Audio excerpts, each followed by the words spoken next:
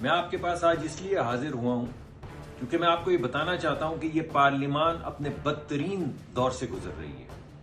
2 دن پہلے جو آپ نے جوائنٹ سیشن میں ہوتے دیکھا وہ تو آپ نے دیکھا ہی تھا، مگر آج تو اس کو بھی دھول چٹا دی سینٹ کے چیئرمین نے.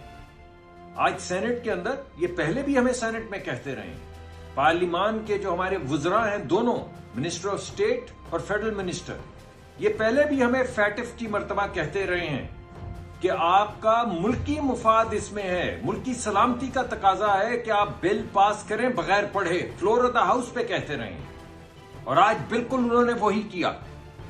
آج نیب کا بل، یعنی وہ بل جس کے ذریعے ملازمت بن جاتی ہے، مقرر ہو جاتی ہے نیب پہ حکومت کی اور عمران خان صاحب کی، آج اس بل کو بغیر ایجنڈا کے پیش کیا گیا سپلیمنٹری میٹر میں.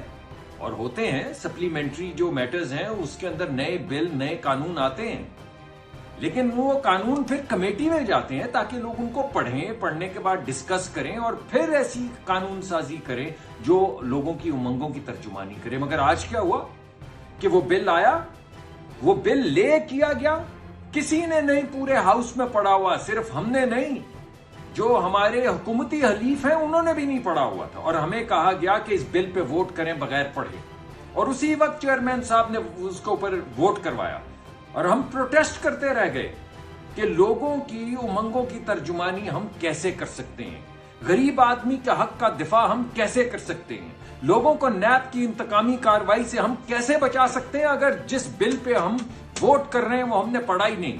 مگر وہاں پہ سامنے وہ بڑا گرز رکھے اور سر پہ تاج سجائے چیئرمین سینٹ صاحب ایک ہی بات کرتے رہے، ایز ہیو اٹ، پاس ہو گیا قانون، پاس ہو گیا. تو ایسی پارلیمان کو آپ بتائیں ہم نے کیا کرنا ہے؟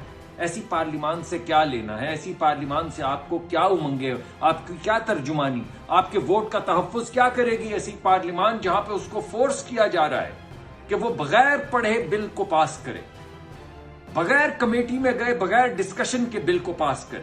اس وجہ سے کہ نیب کو حکومت نے ایک ذیلی ادارہ اپنا ملازم بنا لیا ہے اور اس کی تکمیل کے لیے آج ایک نیا نیب کا بل پاس کیا گیا ہے. اسی پہ اکتفا نہیں ہے، کل ہم نے 5 گھنٹے بیٹھ کے جو نیا بجٹ آیا ہے، جو نیا منی بل آیا ہے، اس کے اوپر پوری کمیٹی بیٹھی، ایک ایک حرف اس کا پڑھا. اور اس میں پتا کیا تھا کہ غریب آدمی کی بجلی کاٹ دو، غریب آدمی کی گیس کاٹ دو، غریب آدمی کا سم بند کر دو.